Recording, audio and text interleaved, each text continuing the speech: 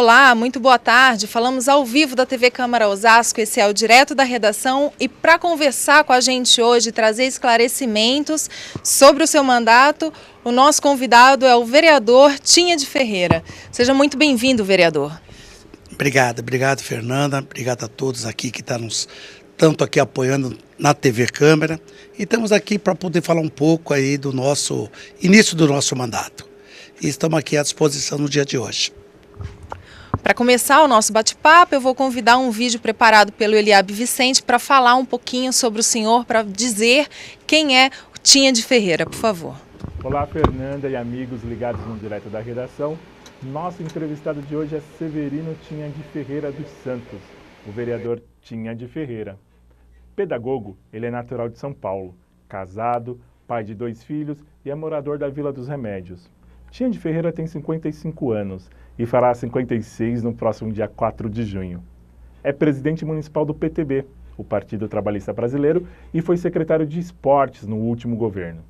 O vereador está na sua primeira legislatura e na Câmara Municipal de Osasco é membro das comissões de Constituição e Justiça, na qual é o presidente, de Educação, Cultura e Esportes e de Obra e Administração Pública. Para entrar em contato com o vereador por telefone, o número é 3699-9187, através do e-mail tinha@osasco.sp.leg.br ou diretamente no gabinete da Câmara Municipal de Osasco, na Avenida dos Autonomistas, 2607, na Sala 18. Bom programa, Fernanda.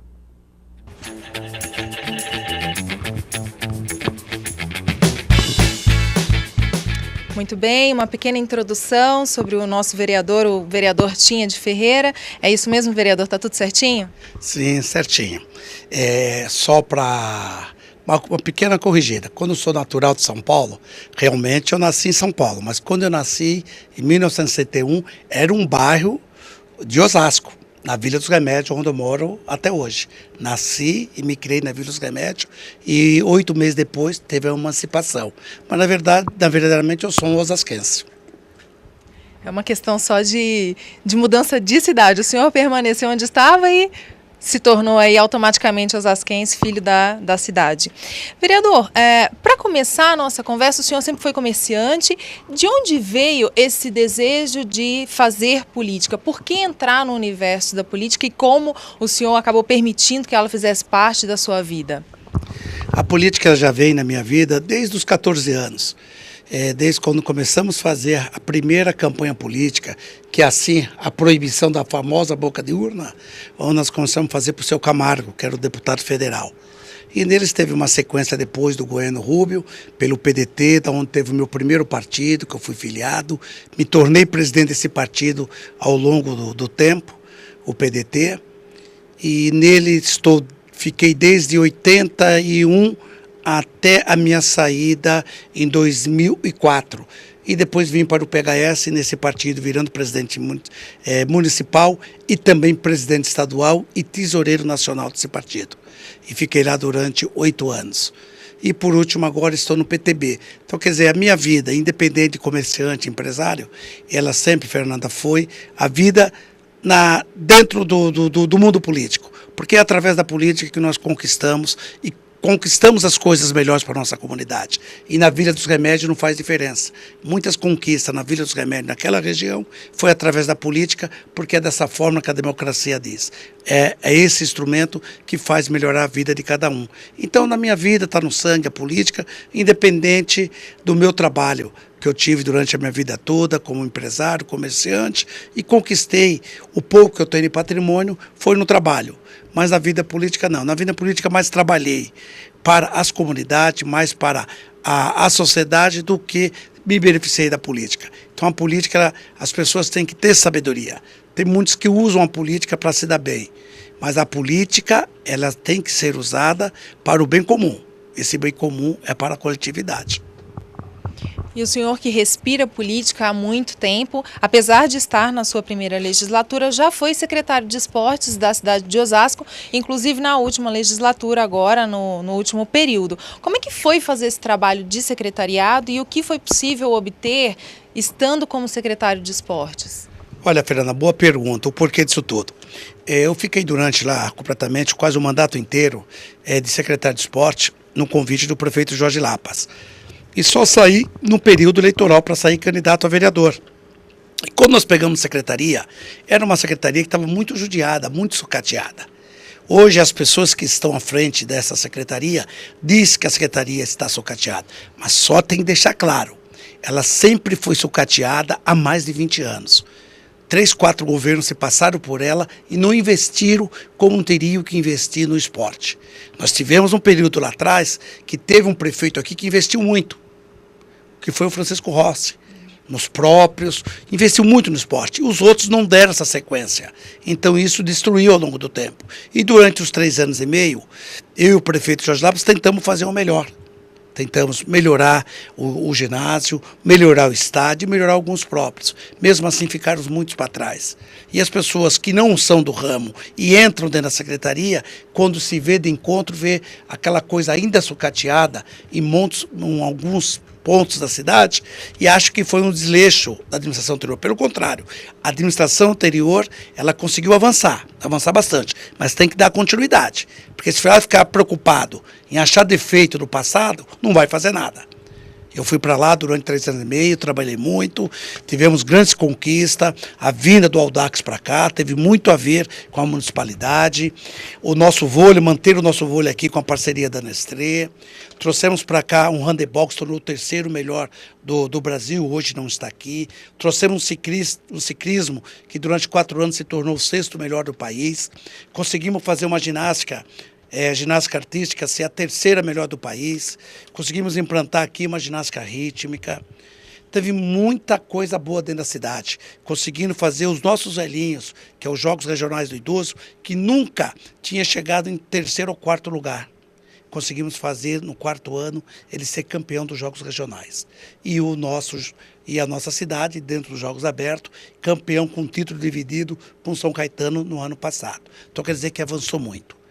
Trouxemos para a cidade uma Bolsa Atleta em 2014, conseguindo manter aí uma boa quantidade de atletas, conseguindo atuar em torno de quase 3 milhões nessa bolsa. Então teve muita novidade. Novidades boas, como os campos sintéticos, que pouco dinheiro do município, mas com dinheiro de parceria, conseguimos revitalizar 5 desses campos, com gramas, com a estrutura, iluminação, tudo de primeiro mundo, e deixamos um 6º, que é o Airosa, que é de uma emenda de um deputado que eu trouxe para cá, para poder fazer nesse ano. Então, quer dizer, o esporte ele avançou bastante, mas ele tem que dar continuidade, porque se não dá continuidade, tudo aquilo que se fez durante 3 anos e meio, ele volta a estaca zero. Muitos trabalhos já foram feitos, mas é certo que ainda há muito por fazer. E agora, o senhor não está mais secretário de esportes, está vereador. 1ª legislatura, mas já com várias propostas, com vários projetos, e nós vamos começar falando do projeto em que o senhor solicita, sugere que haja um desconto para as pessoas que moram em ruas em que há feiras livres. Qual que é a ideia disso? É por conta do transtorno que a feira traz? Sim, Fernanda. Olha bem, se eu moro numa rua que tem feira livre, eu só tenho transtorno. Madrugada, 3 da manhã, começa a desmontar, fazer barulho e você não dorme. Quem tem carro na sua garagem tem que tirar para pôr em outro lugar para poder ter esse carro, para poder esse carro ir para o seu trabalho ou ir para a escola ou para uma faculdade, ele tem que usar o seu veículo, tem que tirar da garagem.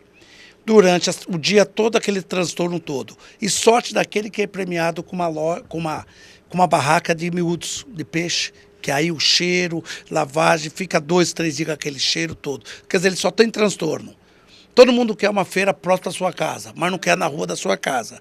Então essas pessoas nunca teve o privilégio, nunca teve uma benfeitoria que pudesse compensar tudo isso. Então eu propus na casa dar um desconto de 50% no IPTU para quem mora e tem a sua propriedade na rua de feira. É um ponto de vista muito interessante, né? Porque a gente sempre, o senhor tem razão, a gente quer a feira perto, próximo, mas não quer exatamente na porta de casa. Eu acho que quem tem a feira na rua de casa vai ficar contente com o seu projeto.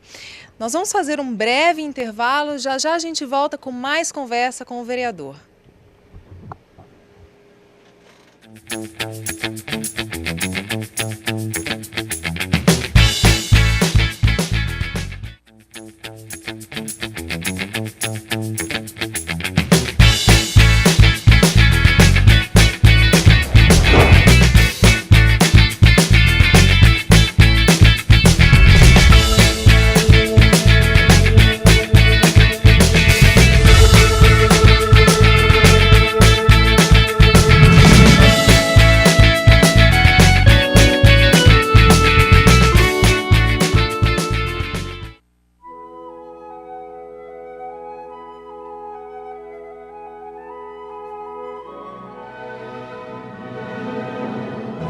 A reserva de um espaço para a construção de uma igreja matriz na Vila Osasco já aparece em um mapa de 1898, encomendado pelo proprietário das terras Antônio Agu. Mas a concretização do projeto só foi iniciada com a presença da neta de Agu, Josepina Bianco, que veio ao Brasil em 1919 para fazer a doação do terreno. A igreja foi inaugurada em 1931, muito diferente do projeto original.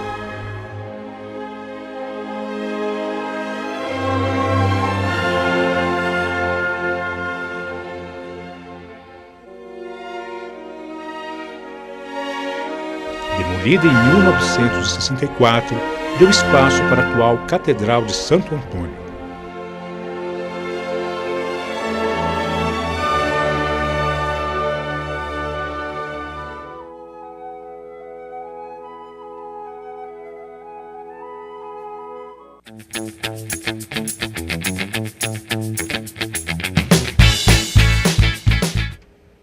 Voltamos ao vivo com o Direto da Redação e a nossa conversa hoje é com o vereador Tinha de Ferreira. Vereador, o senhor, estávamos já falando sobre os seus projetos, o senhor já apresentou 35 projetos aqui na casa e o senhor tem mostrado bastante preocupação com os idosos da cidade. E um dos seus projetos é reduzir a idade para que as pessoas idosas possam ter acesso gratuito aos ônibus, diminuindo essa idade aí de 65 para 60 anos. Qual que é a viabilidade disso e em que ponto está esse projeto? A viabilidade ela é muito boa.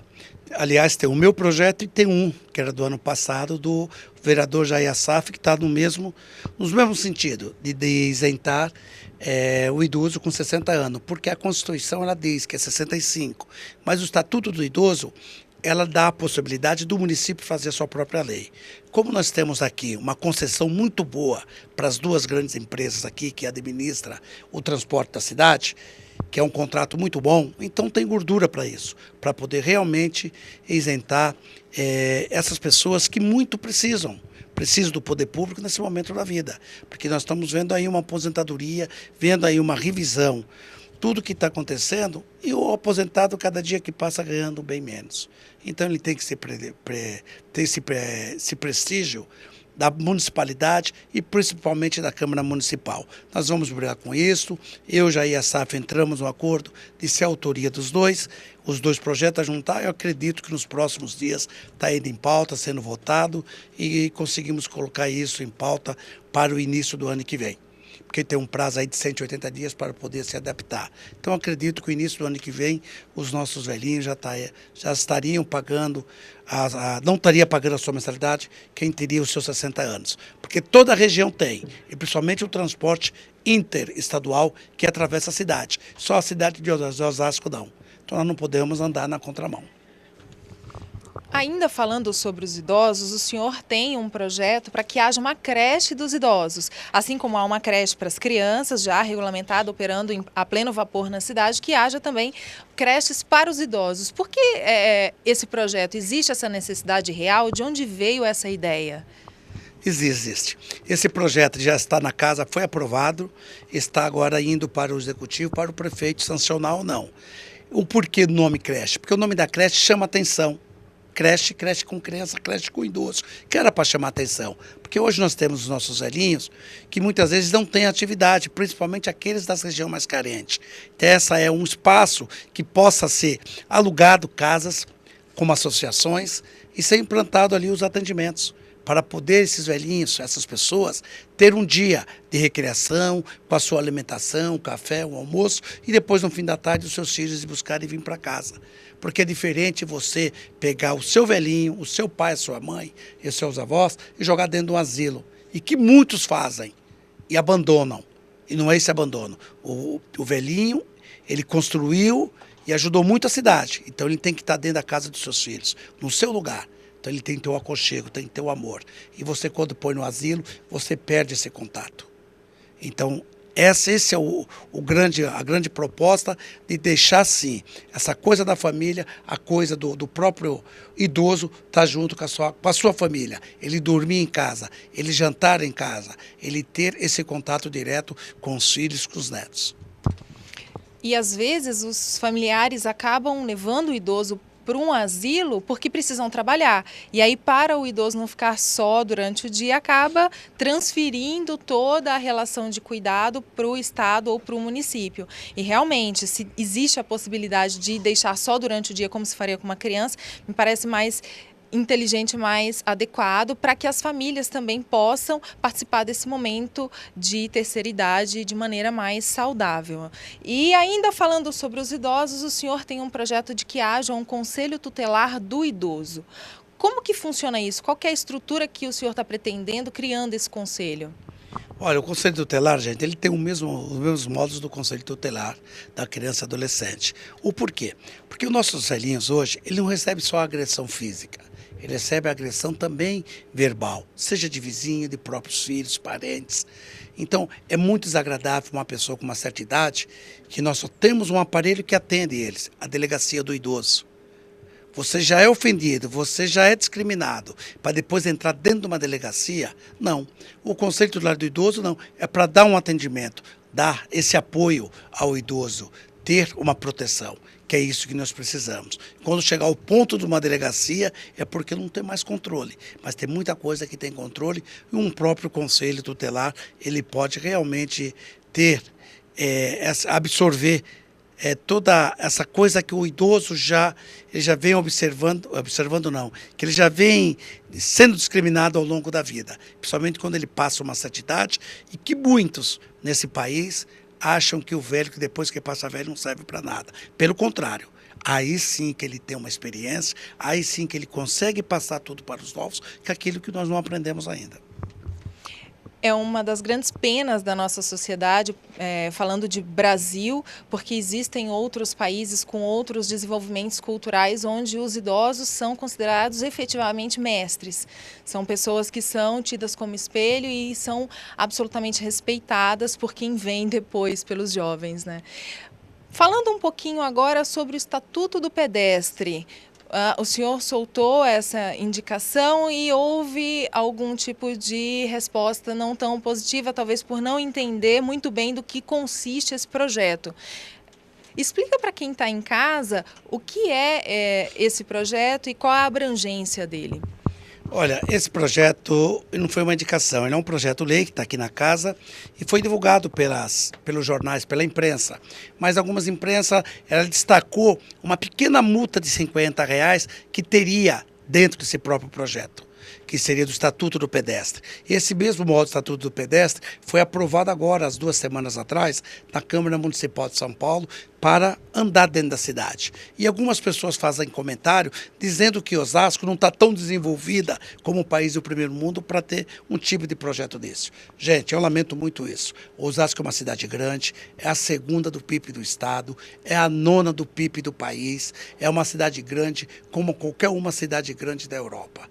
Eu que já tive em Zurique, já tive na Itália, em Roma, já tive em Portugal, tive em Buenos Aires. São cidades grandes, como é Osasco, como qualquer uma delas. Então nós temos que preparar. Então nós estamos preparar essa cidade para o futuro, preparando para esse futuro próximo que está aí. Então esse é um estatuto que ele vai abranger toda a urbanização da cidade, aonde cuidar da calçada, aonde uma faixa de trânsito, aonde o veículo, o motorista tem que obedecer, e também o pedestre também ele tem.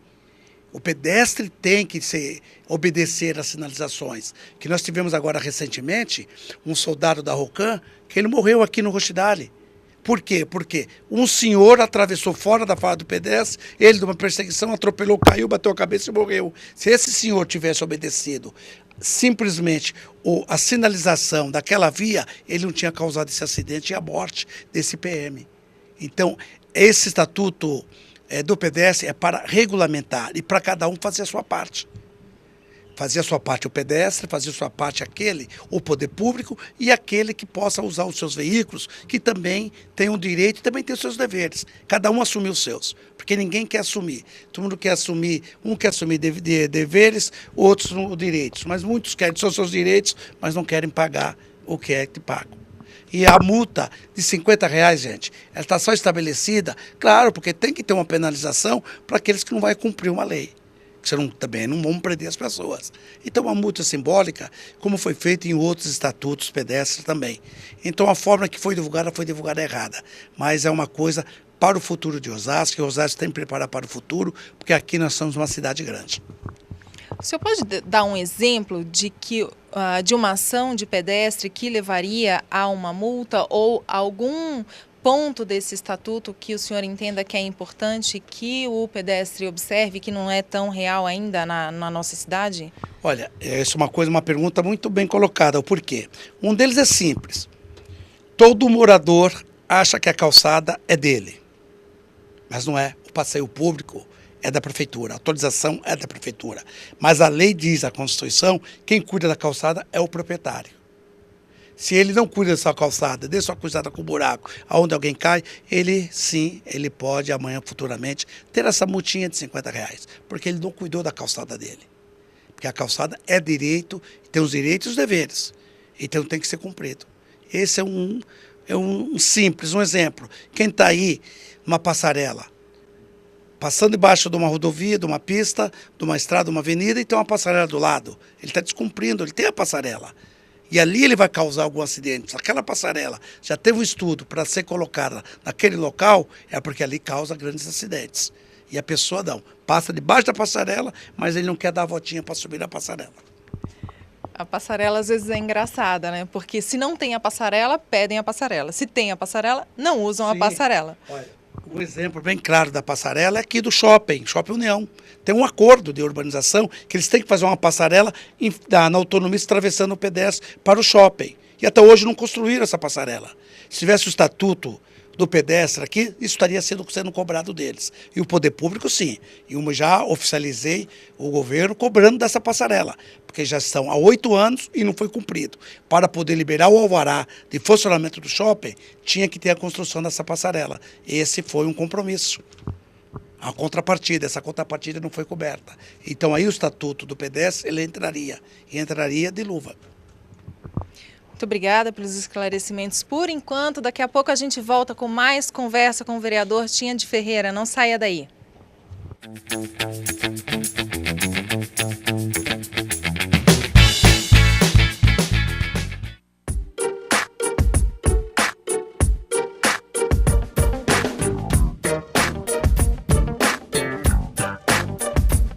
Pessoa que quer comprar realmente a casa própria, porque quer ter o conforto de dizer eu tenho uma casa própria.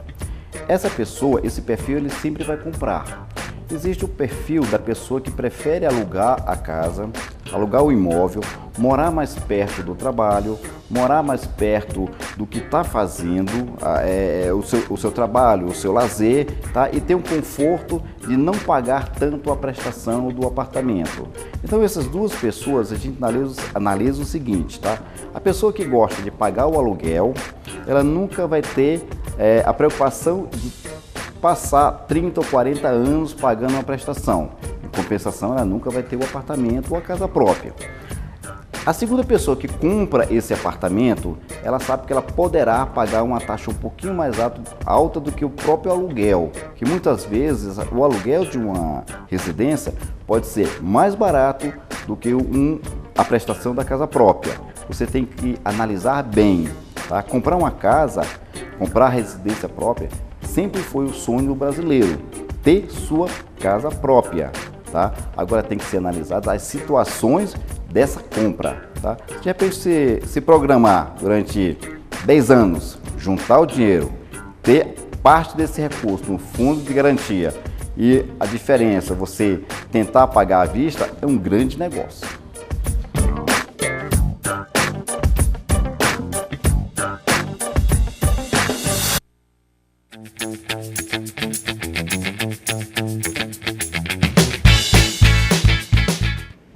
Voltamos ao vivo pela TV Câmara Osasco, falando um pouquinho com o vereador Tinha de Ferreira. Vereador, o senhor faz parte de 3 comissões aqui na casa, e uma delas é a Comissão de Constituição e Justiça, e nela o senhor é o presidente.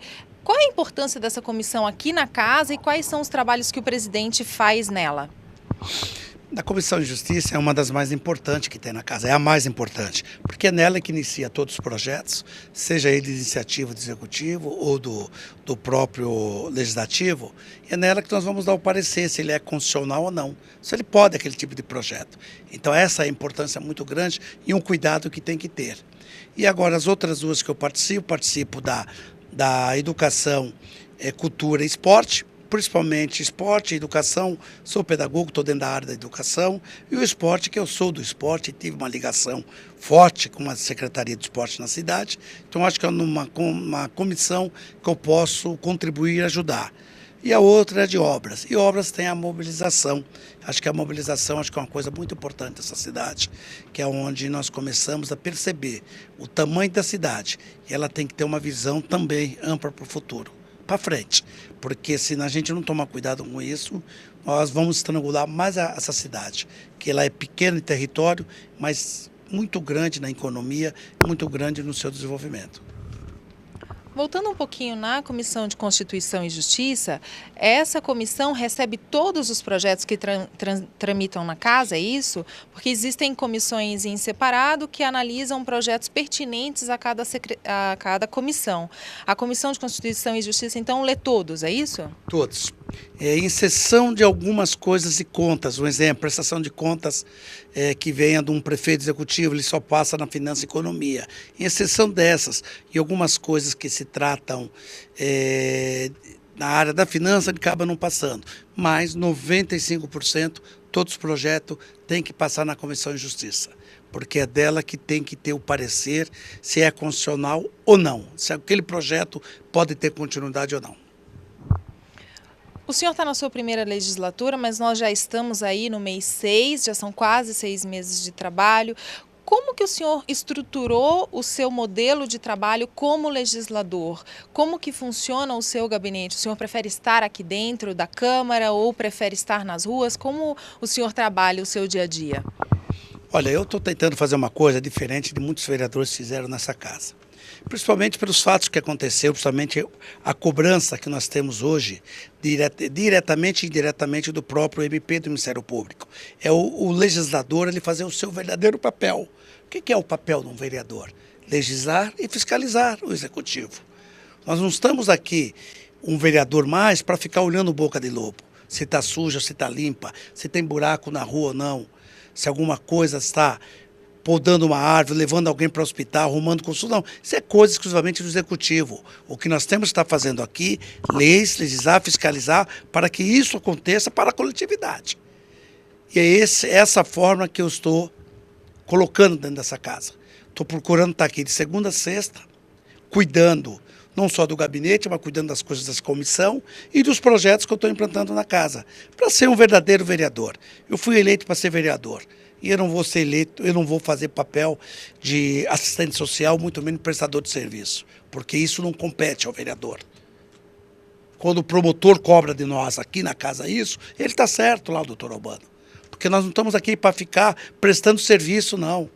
O Executivo está aí, tem várias secretarias, está estruturado para isso. Que os vereadores têm que perceber que nós temos que fiscalizar, fazer as coisas funcionarem. E os projetos-leis novos para a cidade, que possa isso adaptar dentro do governo, dentro da administração, que possa fazer isso dar melhoria para a coletividade. Porque esse é o verdadeiro papel. Então eu tô nessa linha.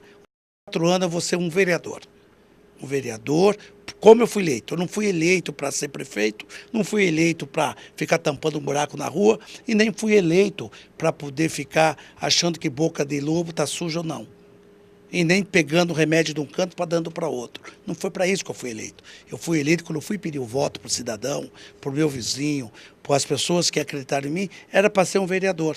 E é isso que eu vou ser. Eu vou ser um vereador até o dia 31 de dezembro de 2020. O senhor tem uma associação que é a AME. Fala um pouquinho para a gente de como ela é e o que faz essa associação.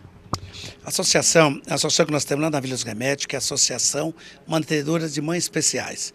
Hoje cuida em torno de 140 crianças especiais, construímos um grande prédio e esse projeto vem desde 1999.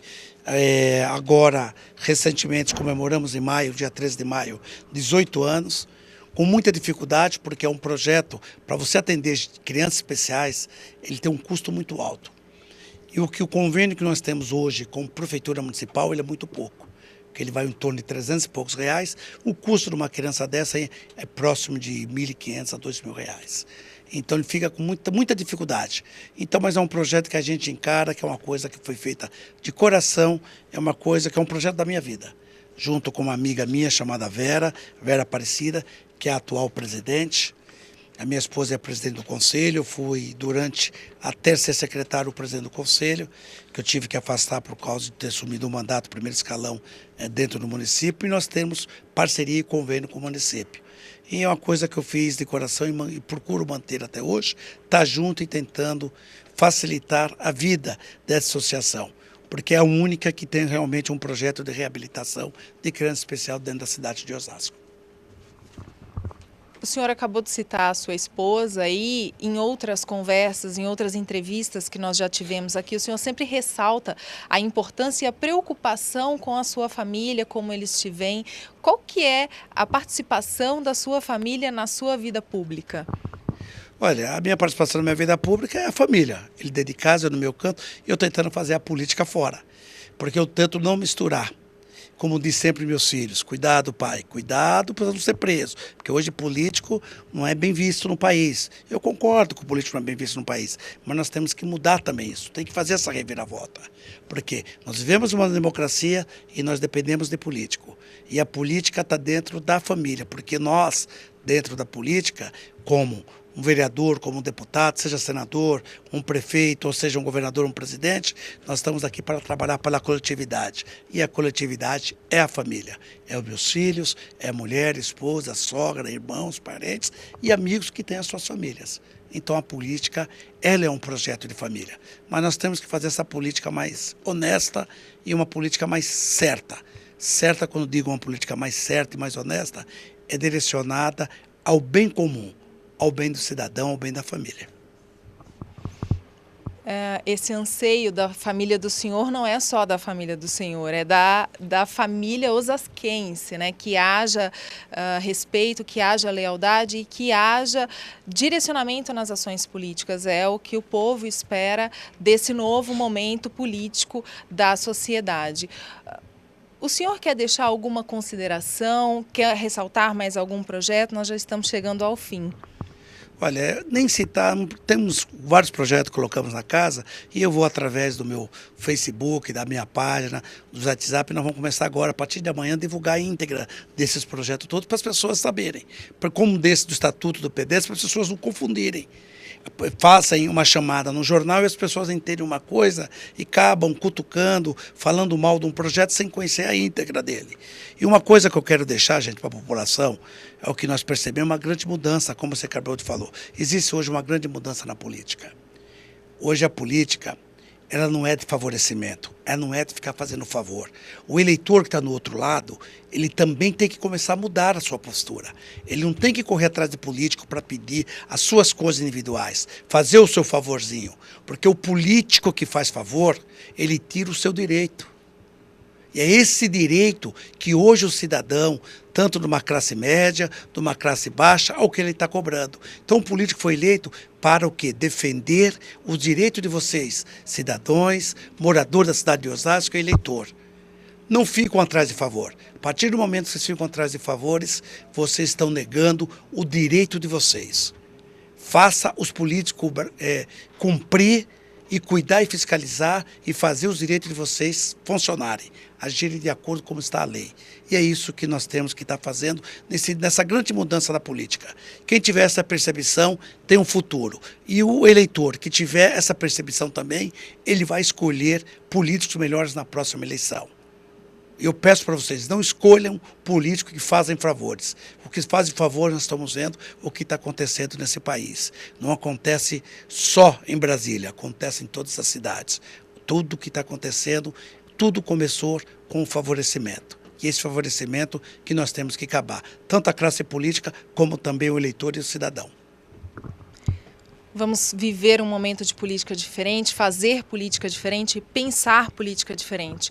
Muito obrigado para você que acompanhou essa entrevista, para você que acompanha a programação da TV Câmara. Daqui a pouquinho o vereador vai assumir sua posição lá junto com os demais vereadores no plenário Tiradentes para a transmissão ao vivo da sessão ordinária dessa tarde.